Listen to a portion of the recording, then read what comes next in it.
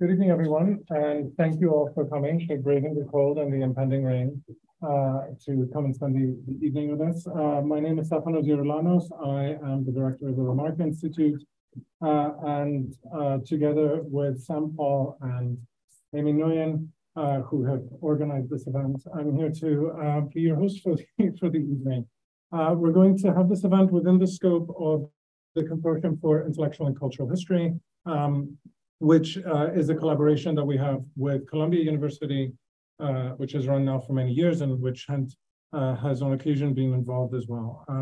And it is for me a kind of singular and singularly weird occasion to be introducing my own dissertation advisor on the event of a festschrift for his career and work and thought. And so I will try to do this. Now, there is no possible way for me to do a full introduction that wouldn't last an hour and a half as we'll go.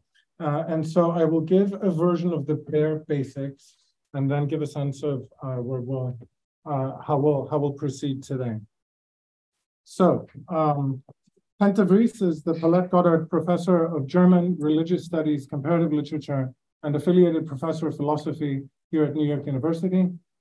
He's also the Russ Family Chair in the Humanities Emeritus at Johns Hopkins University, from where he retired to move to NYU in 2017. He has taught at Loyola University Chicago and at the University of Amsterdam, and has held visiting positions and fellowships in more institutions than you can count. He was the founding director of the Amsterdam School for Cultural Analysis, or ASCA, from 1998 to 2004. And then the chair of the interdisciplinary program, The Future of the Religious Past, Elements and Forms for the 21st Century, which is sponsored by the Netherlands Organization for Scientific Research. Then from 2007 through 2013, he was director of the program at the Collège International de Philosophie in Paris. And since 2014, so it's as though he's had like a full-on second job for every one of these positions. Since 2014, he has served as the director of the Summer School for Criticism and Theory at Cornell University. Since 1994, the third job, I suppose, is that he has been the editor of Cultural Memory in the Present, the by now legendary book series at Stanford University Press. Now, Hent is the author of many books, of which I will mention only the central and influential one: Philosophy and the Turn to Religion, from Johns Hopkins University Press in 1999. Religion and Violence, Philosophical Perspectives from Kant to Derrida, from 2001. And Minimal Theology, Critiques of Secular Reason in Adorno and Levinas, again with Johns Hopkins from 2005, which form one trilogy of their own. His most recent book, Miracle et Metaphysics, from 2019, which is a modified version of his lectures as the Etienne Buisson Chair of Metaphysics at the Catholic Institute of Paris in 2018, and also Le Miracle au cœur de l'ordinaire, published by La Belle Lettre in 2018. Hent is completing several book-length studies, including a trilogy of Miracles, Events, and Special Effects, Miracle Workers of the 11th Hour, and Out of the Ordinary, Moral Perfectionism, Religion, and the Case for Deep Pragmatism. And two further studies that he is working on are entitled Instances in the Literatures of Time and Spiritual Exercises, Concepts, and Practices. I want to note also that Hent has co-edited a dozen books, at least two of them a dozen books in length on their own. Religion Beyond a Concept is a true brick, and in more ways than one. I mean that like in more positive ways than one too. And then there's Religion and Media, Political Theologies, Public Religions in a Post-Secular World, Love and Forgiveness for a More Just World, Paul and the Philosophers, Violence, Identity, and Self-Determination. It feels super awkward not to mention them all, as though I'm like hurting the feelings of some of them in this process, but there really is, this would go on for quite a while. Mm-hmm. At any rate, today we are here to celebrate the publication of a festschrift on Hent's thought and career, which is called Religion and Reason, Metaphysics, Ethics, and Politics in Hent de Vries, which was co-edited by Tarek Dika and Martin Schuster, a particular pleasure for me as we studied together in graduate school. And it's a pleasure to have them lead this tribute to our mentor. Now, in discussion with Hent will be Tomoko Masuzawa, who is Professor Emerita of Comparative Literature and History at the University of Michigan. Best known, of course, for her influential book, The Invention of World Religions, or How European Universalism Was Preserved in the Language of Pluralism from 2005, and also for In Search of Dreamtime, The Quest for the Origin of Religion from 1993. And also in discussion with Hent will be Philippe Büttgen, who is a philosopher of religion and a professor at the University of Paris, Université Paris, Panthéon-Sorbonne. And for this semester, the Eberhard Bernd Goethe Professor in the Department of German at NYU. He has also held positions at the French CNRS, the Centre National de Recherche Scientifique, and the Max Planck Institute for History. He's the author and editor of many books as well, including Luther and Philosophy, Luther et la Philosophie, et l'Histoire. So please join me in welcoming Hent, Tomoko, and Philippe to this panel so we can get started. Now, the way that we're going to do this is, and we didn't actually pick who would go first. We'll have Tomoko and Philippe speak first for something like 10 to maximum 15 minutes each. We'll let Hent talk a little bit in response and also tell us more about the book, and then the floor will be open from there on for discussion. So welcome. Please. Okay. I just to keep on time, I have written out my comments. So I hope you'll forgive me for being a bit anecdotal in a short talk. But I do feel a bit of a pinch in my conscience. I need to orient myself and explain my presence before you on this special occasion for Hent, whom we all adore, admire, and celebrate today.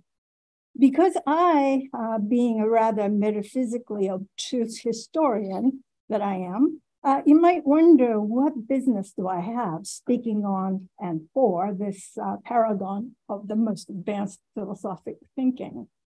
Now, this is a question for which I have no good answer. So let me just move on and tell you instead what he has meant to me and just how much. About 20 years ago, I was close to completing a book manuscript, at the end of which I added a kind of a throwaway footnote. I say this because it was the last footnote appearing on the very last page, after all, whose purpose essentially was to concede that I did not really understand theology, either as a field or as a profession, and therefore I had nothing useful or credible to say about theology's relation to the general domain of the study of religion, to which I kind of in a weird way belong. Though it might sound like this footnote might sound like a throwaway, it was a statement of fact.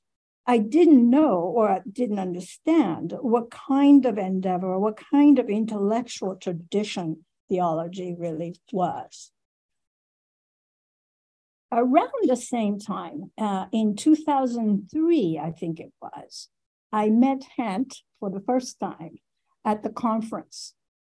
But in fact, I had heard about him long before that.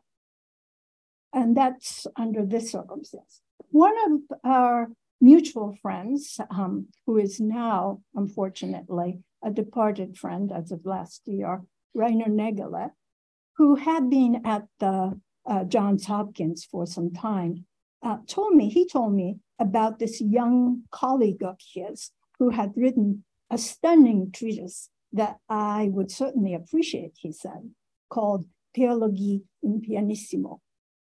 And Rainer urged that I should meet this author. Now, despite this excellent advice, it took me well over a decade to meet Hent in person. The delay wasn't intentional, of course. For one thing, I was at the new job in North Carolina, and Hent was, well, traversing elsewhere. And maybe he was already on his way to Amsterdam. Anyway, more than the Atlantic Ocean set between us was in those dozen or so years. But these circumstantial reasons aside, I wonder now if this little word, theologie, contributed ever so slightly to what in retrospect seems like a deficit in my active efforts to follow up on Reiner's advice and seek out contact immediately. It's not that I had any categorical aversion to theology or any diagnosable phobia of theologians.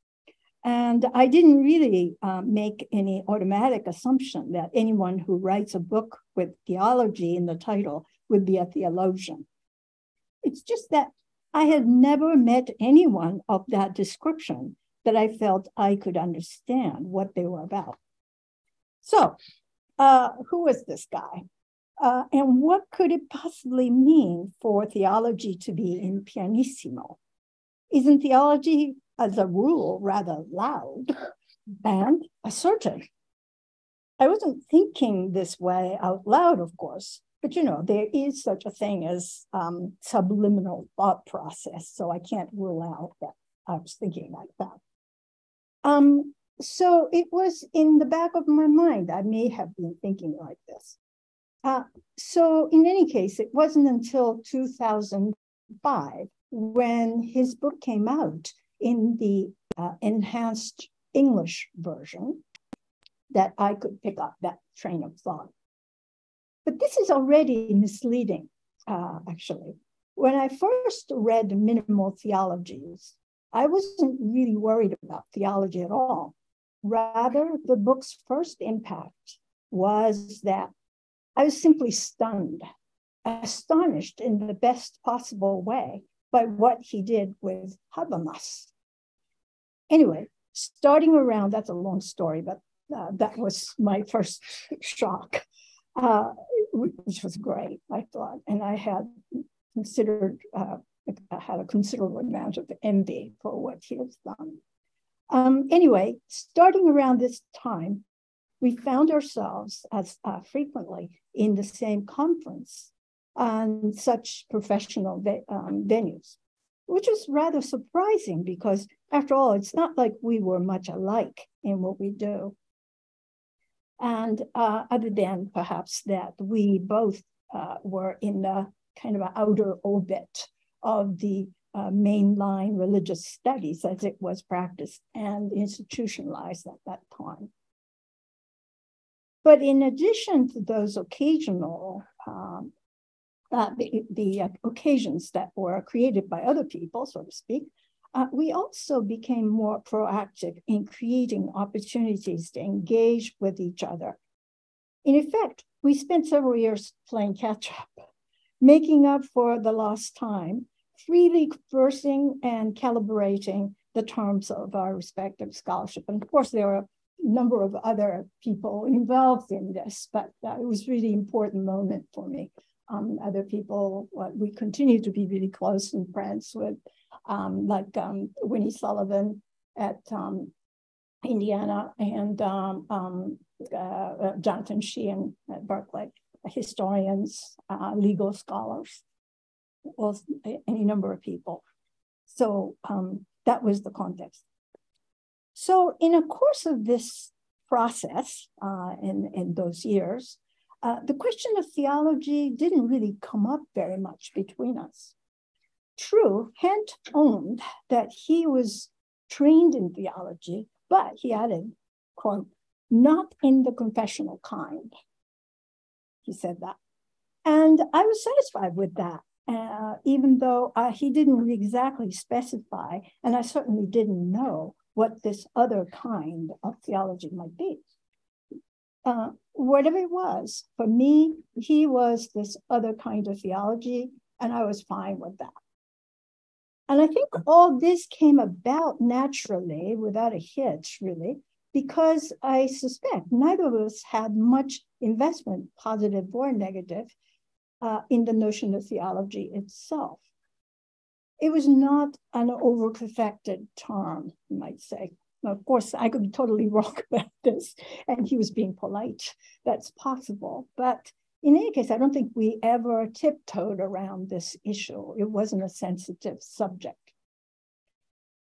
So what did I learn from this long stretch of our out of the ordinary opportunities for collaboration?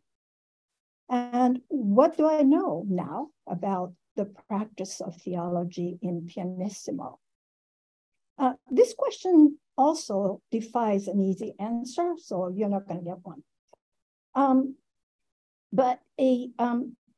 I will say, at least instead, that I think his scholarly labor is like plumbing the depth of the vast and ultimately borderless region of intellectual legacy, which he often calls archive. An enormous body of water where theology, Christianity, or Helleno-Hebraic tradition, and many other territorial or proprietary descriptors simply bobbing up and down on the surface. As I'm sure you know, he has a very enormous lung capacity. So he is a deep sea diver in those texts. So where did this lead me? I'm not much of a swimmer in these waters, let alone a diver. But somehow those years of fairly intensive calibration freed me from some mental constraints, which may have included some worries about theology. And in the end, I had a new project. For the last several years, among other things, I've been cheerfully engaged in examining theology purely as a designator of a particular cultural investment. And I've been trying to shed some light on the actual historical process in which theology became a subject and institutionalized as such. And it turns out that this history isn't very long at all. You may think that my takeaway or lessons I've learned from Hent is shockingly idiosyncratic or just plain weird. And you're, of course, free to think this way, but perhaps you will agree with me to say that if each of us who feel indebted to Hent's scholarship and his intellectual generosity and willingness to share and to engage, if each of us were to articulate how his work has touched and transformed us, it would be a bewildering array of influences. And it has been my pleasure and privilege to share my story with you today as a way of acknowledging his gift to us all. And I thank you for this opportunity. And above all, I thank you, Hent.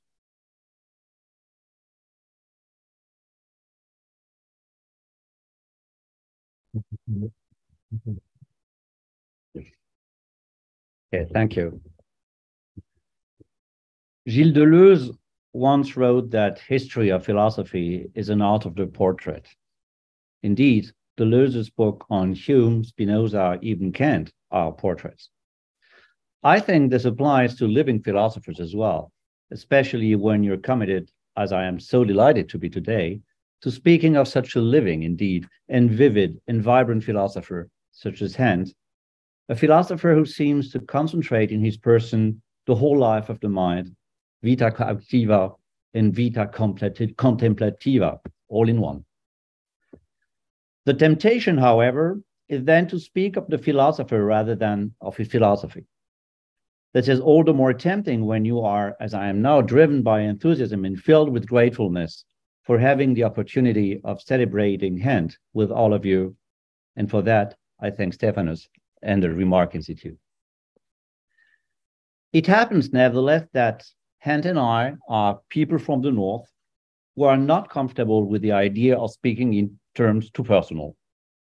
When a German meets a Dutchman, and that's a long story, when a German meets a Dutchman, you enter into a particular world where marks of friendship, admiration, and affection are all the more heartfelt as they are expressed in an oblique way, the way of the Sache selbst, the way of the matter of the fact, which is for us, paradoxically, a sign of human closeness. On the other hand, drawing a portrait of Hent's philosophy would certainly take hours and requires abilities that I'm not sure to have, or to be more precise, that I'm quite sure I have not. Indeed, you rarely encounter such a wide range of interests, from metaphysics to a political theology of violence, unified through such a powerful sense of theoretical synthesis that combines deconstruction, pragmatism, and negative dialectics in a manner that is absolutely unique in contemporary thought. For who else, other than Hent, can move with such grace from the depth of negative theology up to the ordinary and its specific miracles? So I will content myself today with a few traits of the portrait. Those traits will bear marks, question marks, through some questions I would like to address you, Hent, on your current work. There will be marks and traces as well, traces of the boundless admiration the amateur painter that I am feels towards his model. And here, you might want to hear model in every sense of the word. While Hent usually does not speak of himself as a philosopher of religion, his work has made philosophy of religion more influential than it has ever been throughout its history. If I had to sum up my point in one question, it would be this one. How did you make it, Hent, to make philosophy of religion so central, beyond religion, beyond the concept, as you would say? And how did you succeed in quintessentializing decades of French, American, and German theory into religion without ever assuming that it all comes down to religion, an assumption that, in its vulgarity, is the very opposite of what you think and what you are? Let me step back here for a bit and recall the dilemma philosophy of religion has been caught up in since its inception in Hegel. For yes, philosophy of religion is definitely a modern thing. Either philosophy of religion has to struggle for its place in the sun, i.e., in the system of philosophical disciplines and subdisciplines, of academic positions as well. Philosophy of religion is then at risk of losing much energy and time in such a struggle, with results that have been not convincing so far. At this game, the actual winners might be the confessional faculties of theology, since they host the largest number of positions bearing that label of philosophy of religion, which is definitely paradoxical, whatever you might think of those faculties. Or, and this is the other branch of an impossible alternative, philosophy of religion has to give up any kind of specificity while merging with other philosophical traditions that are supposedly stronger. Think of phenomenology on the speculative side, or of the social sciences on the descriptive side. Now, I would say that Hent invented a new kind of presence of religion in philosophy. There is much to say about this presence and absence as well, the presence of an absence passing through all shades of being and non-being. Indeed, one might think of Hent as an ontologist, yet I see him in a different way. I read Hent as a geometrician, someone concerned with all the turns, curves, and cycles that religion and philosophy have taken and followed from time immemorial. These turns, curves, and cycles make up the presence of religion in the life of the mind. This is not only about mapping religion, this lazy cliche. This is about geometry. This is how Hent's book, Philosophy and the Turn to Religion, made a difference in my view. There was, some 30 years ago, an influential controversy on the so-called theological turn of French phenomenology. At that time in Paris, we all felt that the debate was quite silly as far as its arguments were concerned, but we also felt that the debate had to explode anyway.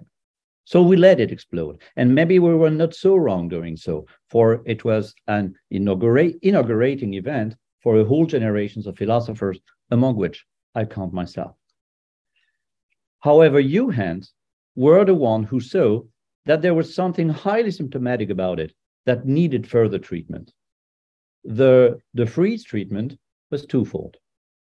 First, it consisted in speaking of a turn to religion rather than of a theological turn, thus focusing on the right scale, religion rather than theology.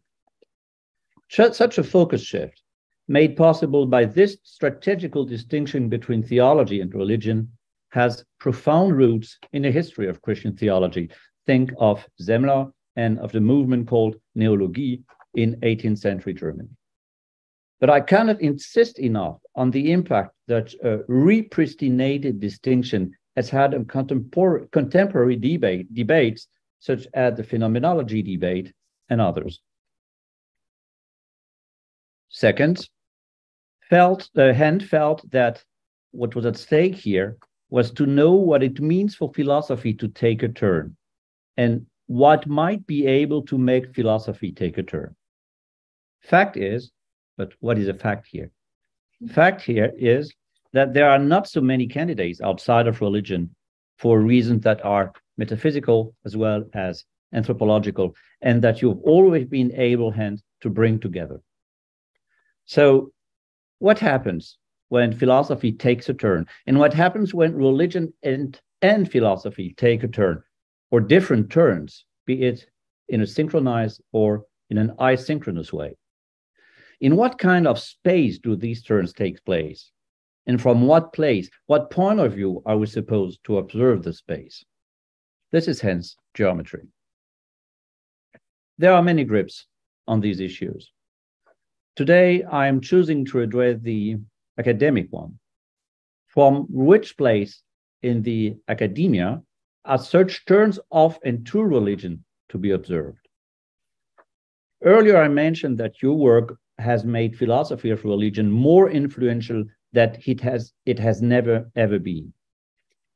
I mean it, and I want to know how you made it. You will certainly agree that this has to do with a specific relocation, or so to speak, specific relocation of philosophy into the humanities, a different way of looking at philosophy, especially philosophy of religion, as part of the humanities rather than as a discipline enclosed on itself. This relocation of philosophy as part of the humanities has itself a specific location, a place called the United States. I know that this does not apply to every kind of philosophy in the United States, but that's another story. This is not to say, however, that you simply follow the American trend. For as far as the study of religion is concerned, its shift towards the humanities has been through a long history, which is to a great extent the history of the neutralization of religion and its hegemonic pretenses. It is important here to know that this process of neutralization has been a global process, admittedly with differences, yet global. Religious neutralization has never been a Western privilege. So we have here to do with two entangled histories: philosophy and the humanities, an American history; religion and the humanities, a global history. And I see you, Hent, standing exactly at the crossroads of both. My question is, you agree with this depiction is then, what kind of politics of the humanities would you deduce from that? What kind of presence, again, should religion have in the politics of the humanities? And what are the implications of the humanities for the future of political theology? I mentioned Hent, the geometrician. I mentioned the strategic distinction between religion and theology in its long history. I mentioned the humanities and their neutralizing impact upon religion. These are traits of the portrait I'm trying to draw of Hent's philosophy. These traits compose a portrait I would characterize as a classical portrait. Here, I cannot help thinking of the Dutch Golden Age, a golden age that you are extending up to now. And suddenly on the canvas, I see the trace of Huygens, the geometrician, appear. I see Grotius, the humanist, jurist, theologian, and last not least, diplomat. Doesn't it look like Hent in some way? This finally brings me to a bizarre association that I would like to submit now to your judgment. The Dutch Golden Age was the era of what we call natural religion. Natural religion was a religion of humanists and geometricians. A common mistake consists in reducing natural religion to some kind of reduced confession of faith, a minimal credo, as they call it. But this is misleading, at least if one is to understand a minimal credo as an easy confession. Natural religion is no simple religion. It is, on the contrary, a religion for scholars, in some sense, the religion of scholarship.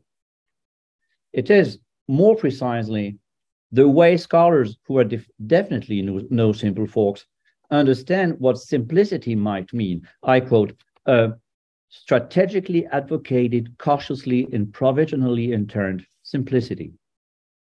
Here I'm quoting your recent description of the way you've been thinking of the turn to religion.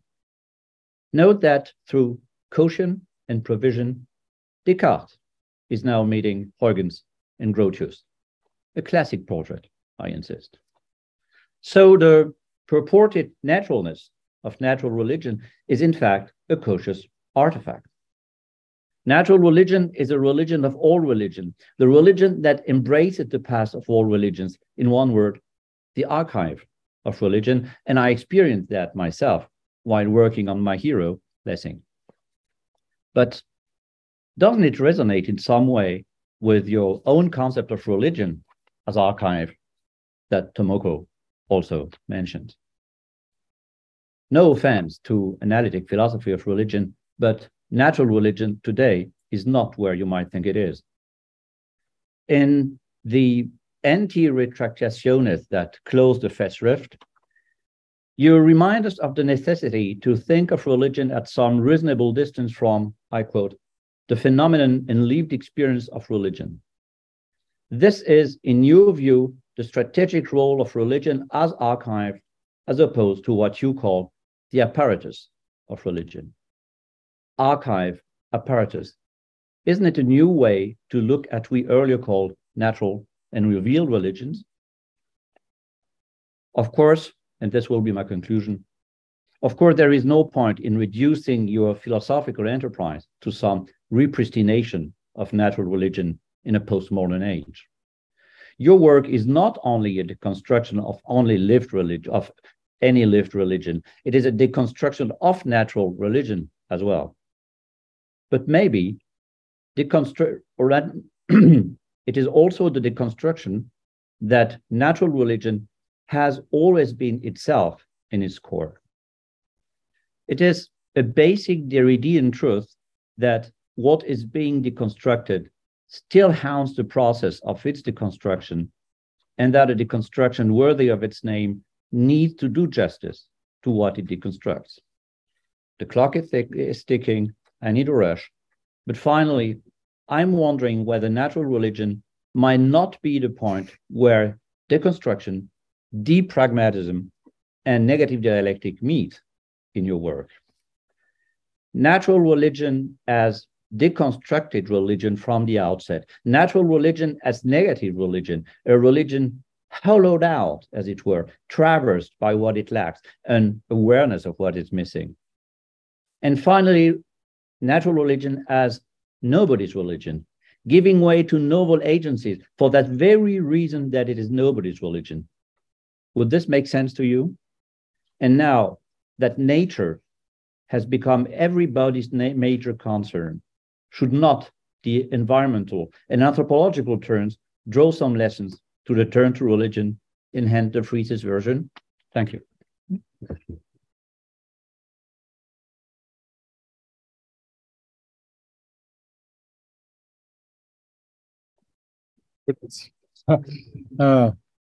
Well, thank you. Let me say a few things. I'm using some prepared notes, very few. and then speak more freely about the points that Tomoko and Philippe brought up.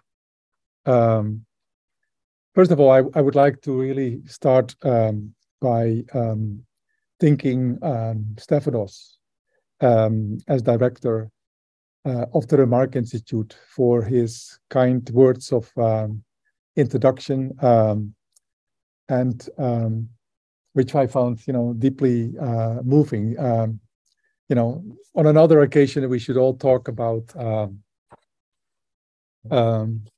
how in academia and probably well beyond philosophy, but any kind of thought or practice that is, worth its name, has to do with dialogue and a mutual process of learning. And I, for one, have learned as much from reading and listening and having to respond to critical promptings coming from Stefanos as hopefully, the other way around as well. So that's for starters. Sam, also, thank you very much for being in touch and on top of things and organizing and making this possible.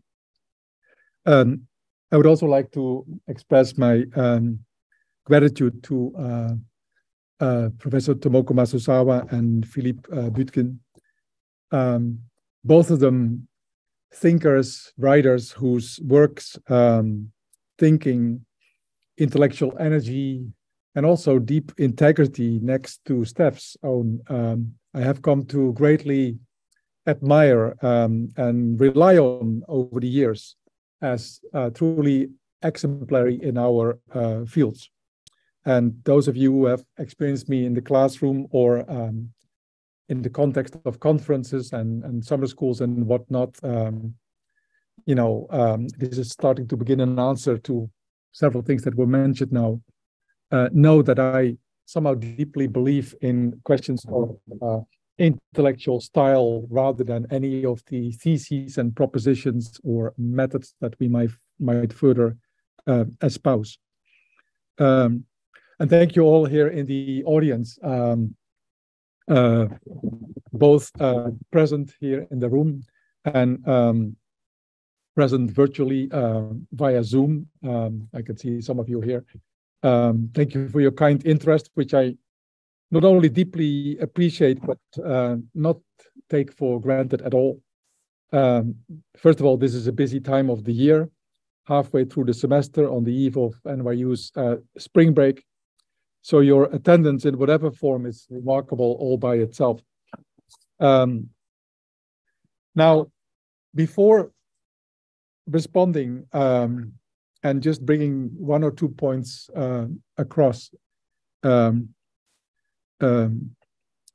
would like to say something about the trajectory as I see it, somewhere in mid-flight, I think, or at least I hope. And indeed, in the afterword or rejoinder to the book, somewhat mysteriously entitled Anti-Retractationes, I try to give voice to the experience, which is sincere, how difficult and also how confronting it is to be given such a wonderful gift, undeservedly, and one hopes also way too early. But being forced or invited really to look back and reflect upon one's steps, one realizes all too painfully how limited a contribution one can make, right? Or perhaps we all make. And as I say that, I always am reminded of Levinas's way of invoking Dostoevsky's brother Karamazov. I feel strangely and undeniably more guilty of that limitation than others should in their respective cases. That's just how the thing works. That's not neurosis. Maybe it is, but it's just limitations there always are. But I'm painfully aware of all those limitations in the works that we have been discussing. But also, as humbling is the sudden realization how much remains still to be done or redone, assuming for a moment that one is in a position to gauge what progress at certain points one has made, if any at all. Now, these are some of the provisos, disclaimers, which one always should be a bit suspicious of, I feel, but nonetheless, they should be made. But if there's any overarching theme that I have seen looking back and forward and sideways emerging, it is perhaps the effort, and I'm not certain whether that's a good move. Time will tell. It's the effort to expand minimal, marginal motifs into maximal, in any case, larger, perhaps if one can say so, more global, if not universal horizons, such that instead of banking on the remnants or traces of otherness in the religious tradition and archive, when it comes to track nothing short of a quote unquote, and I can't believe I wrote this, nothing short of a cosmic redemption across the ages. Right, so that's basically that's the business of the afternoon here, right? So, cosmic redemption across the ages. Now, such a motif of a restitution of all things past, present, and future beings, may seem a very weird thought, especially for a project that starts out with theology in pianissimo or minimal theology. And it is a thought, the restitution of all things, or the apokatastasis ton panton, that the church quickly condemned as a heresy. But my wager recently has been to think, or try to think, that it is also a litmus test for any greater emphasis and insistence on what we might call infinite justice, or why not egalitarianism all the way up and down. And this in a truly, and I'm just quoting here, in a truly communist spirit, as Wittgenstein says at one point. Now, admittedly, many grand narratives, not least the one that I just called communist, have gone to nil. But it may yet be the case that the seemingly minimal motifs in the tradition that so many of us have been focused on express, solicit, and trigger it all. And you might say that that's their messianic, apocalyptic, eschatological, if thereby also strangely utopian, epistemic, and existential claim upon us. That is the, as I would now like to think, although it's difficult to articulate, that's the virtuality of their potential, or at least of their potency. So that's while the observed and advocated and largely strategic and professional emphasis on the religious archive among the archives remains my continued concern, and that since my earliest endeavors. My interest may, within that, shifted somewhat from the smaller elements, call them words and things, gestures and sounds and silences, to the more massive, indeed global, that is encompassing, if necessarily thereby also somewhat vague reverberations that on occasion they may well imply or also acquire. And you might say that this is minimalisms, and Tomoko Masuzawa, in her essay in the book, helpfully speaks of apophatic minimalism.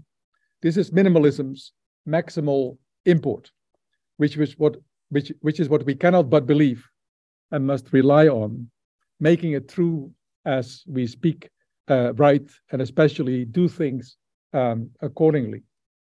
So that's what I thought, that no matter what you would say, both I want to bring across very briefly, responding to the things that Tomoko brought up and Philippe then also further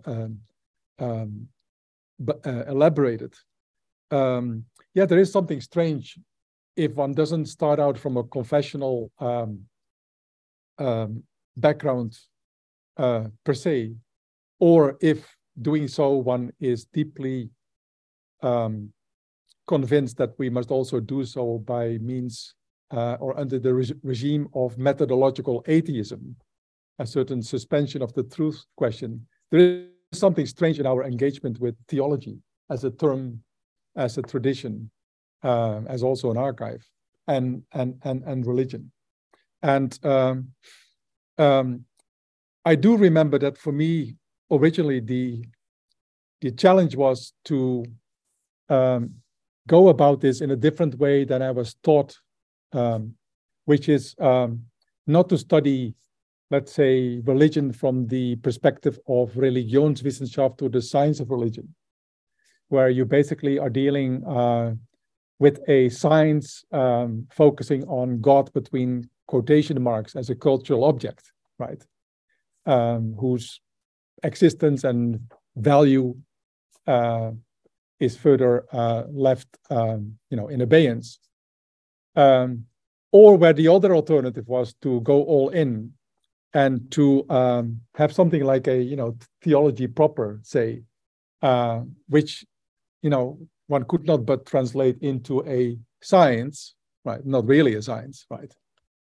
Since principles of verification and falsification do not really apply there, of God, now without quotation marks. And I always found that a schizophrenic, if I may use this term in this presence here, but a schizophrenic solution to the whole problem. So I embarked upon a project that would try to explore the non-scientific rationality of, let's say, religious topics, including, why not, God, right? And emphasizing more and more that one is actually in good company when one, as Hegel says, begins with God, even though one should also add that that notion is deeply paradoxical or aporetic, right? As Derrida beautifully says somewhere, Dieu déjà se contredit. God already contradicts himself, and that was somehow the point of departure.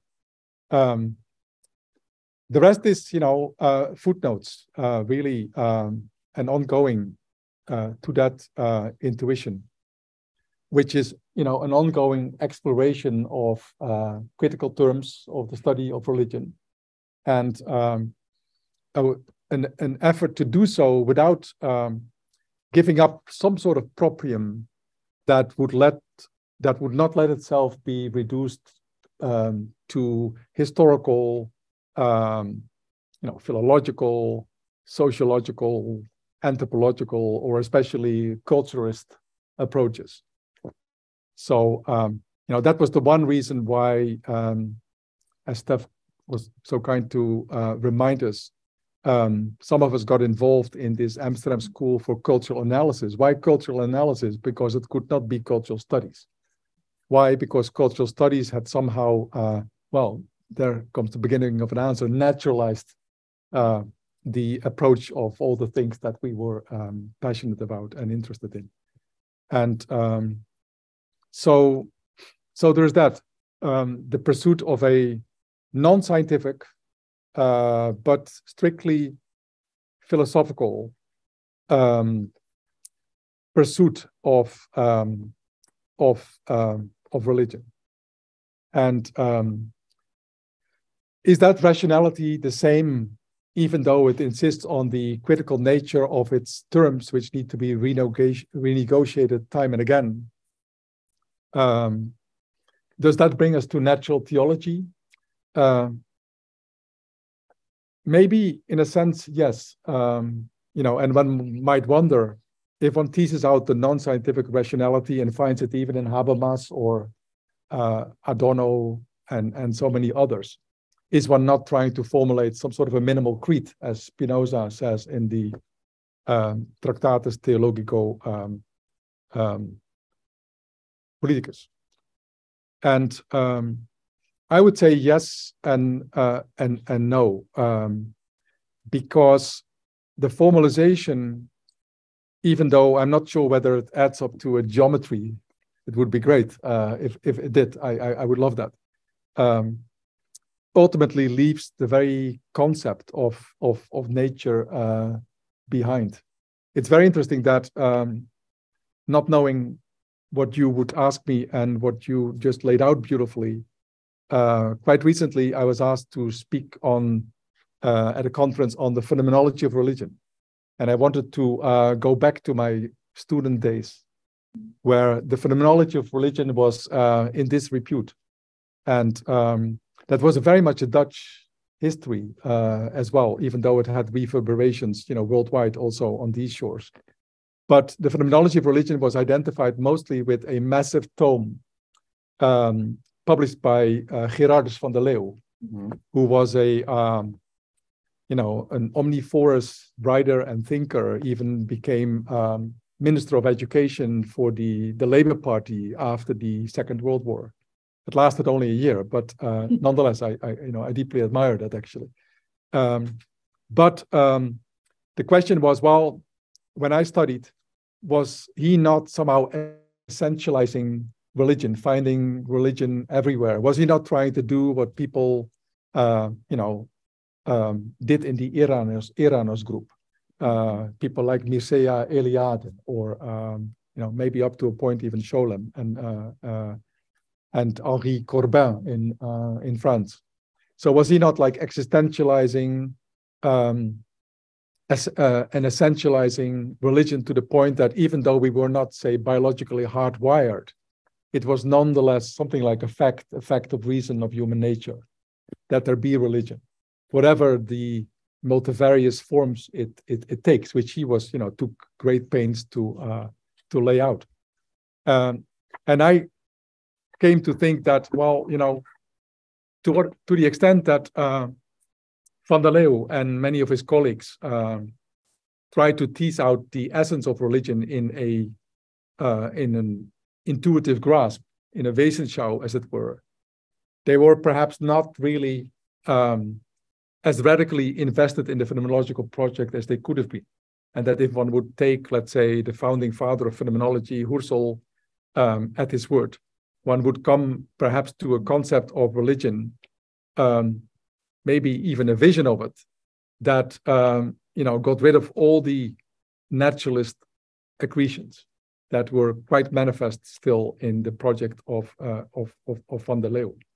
So in that sense, although I get the point, and also the reminder that with Derrida and others, we don't throw out archives and vocabularies all too easily, and even acknowledging that nature is a more important topic. And how can one speak about globality and the cosmos, as I suggested, without speaking about nature? Nonetheless, I still like to think about the philosophy of religion, or the philosophical approach of theology and religion as archives, as anti-naturalist in affect. That's like the methodological atheism that I am deeply committed to, because I'm fearful that otherwise we might find a philosophical version or substitute for what sociologists of religion have called, like, okay, we are a homo religiosus, the way we are homo faber, the way we are homo ludens and whatnot, or homo economicus. And I like to think that there's a lot to explore in the religious archive, and we haven't been probing the depths of it enough, and we haven't seen the end of it. But that doesn't mean that it has to be with us all along. In that sense, my interest is really purely strategic and pragmatic, right? I don't believe that I'm hardwired or softwired in any religious way, nor that anyone else is, right? So there's a certain optionality, as Charles Taylor would have said. There's a certain optionality in religion that is part, if not of the immanent frame or of the secular age, nonetheless, that's a given. That at least in academia, so to speak, we should respect I was deeply moved when at the school, Amsterdam School for Cultural Analysis, Derrida at a certain point came and gave a lecture, and he was asked about the importance of messianism and messianicity in his work. And so what was that all about? And you know, how literally should we take that? And I remember profoundly, it was life transforming, that he would say, well, you know, I call, let's say, you know, the spirit of Marxism messianic, or rather having a structure of messianicity. But, you know, I may drop the term at a certain point. You know, I may have to forego the religious idiom and language at a certain moment as well. And that's why, you know, the archive in its virtual presence will always be there, but we may not always have the same use for it. Therefore, the language of philosophy, or maybe even of spiritual practice, experience, and exercise speaks to me more at this point than does natural religion, right? Even though it would have enormous advantages because it would allow you to, you know, tap into a whole reservoir of dialogues. You know, not the least of all being the analytic philosophy of religion. But yeah, that's probably my Levinasian, Adornian, ineradicable